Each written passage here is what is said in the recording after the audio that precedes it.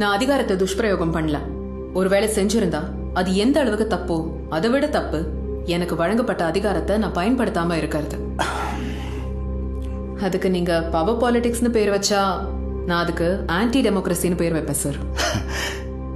எது டெமோக்ரஸின்னு ஜனங்களுக்காக இவ்வளவு பாடுபடுறீங்களோ அந்த ஜனங்களுக்கு டெமோக்ரஸியை பத்தி ஒண்ணுமே புரியல.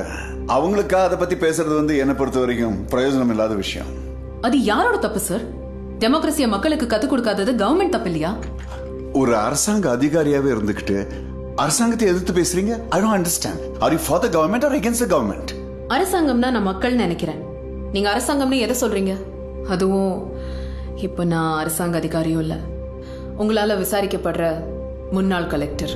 This is the problem with you. இதுதான் உங்க ப்ராப்ளம். எதுக்காக அப்படி தேவையில்லாம எமோஷனல் ஆகுறீங்க?